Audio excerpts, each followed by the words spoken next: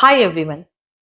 कई सारी महिलाएं बोलती है कि मैडम मेरा पीरियड मिस हो गया, प्रेगनेंसी के भी पूरे लक्षण आ रहे, पर मेरा प्रेगनेंसी टेस्ट हमेशा नेगेटिव बता रहा है। तो हम कैसे पता करें कि मैं प्रेग्नेंट हूं या नहीं हूं? तो ऐसी परिस्थिति में सबसे पहले आपको डॉक्टर के पास जाना है। डॉक्टर को बताना है कि मेरा पीरियड मिस हुए इतने दिन हो गए और लास्ट टाइम इतना इस डेट में पीरियड आया था हमारा, उसके हिसाब से डॉक्टर खुद आपका प्रेगनेंसी टेस्ट करके देखेंगे। मान लो अगर वहां भी आपका टेस्ट नेगेटिव आता है तो फिर डॉक्टर आपको बीटा एससीजी यानी कि सीरम बीटा एससीजी टेस्ट होता है वो रिकमेंड करेंगे, प्लस आपका अल्ट्रासाउंड करवाएंगे। दोनों टेस्ट के द्वारा हम ये कंफर्म कर सकते हैं कि आप प्रेग्नेंट है या नहीं है। पर मान लो अगर आप दोनों में से सिर्फ एक ही टेस्ट करवाते हैं, जैसे कि आप बीटा एससीजी करवा रहे, उसमें तो वैल्यू बढ़ी हुई आ रही है, तो उससे ये तो कंफर्म हो जाता है कि आप प्रेग्नेंट है।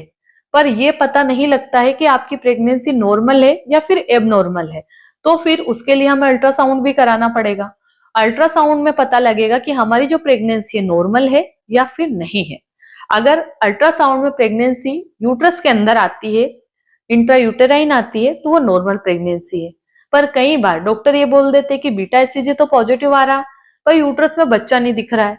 तो ऐसी परिस्थिति में हम 14 दिन के बाद में अगेन अल्ट्रासाउंड रिपीट कराते हैं ताकि उसमें हमारा बच्चा दिख जाए। तो इस तरह से प्रेगनेंसी टेस्ट नेगेटिव होने पर हम प्रेगनेंसी कंफर्म कर सकते हैं। धन्यवाद।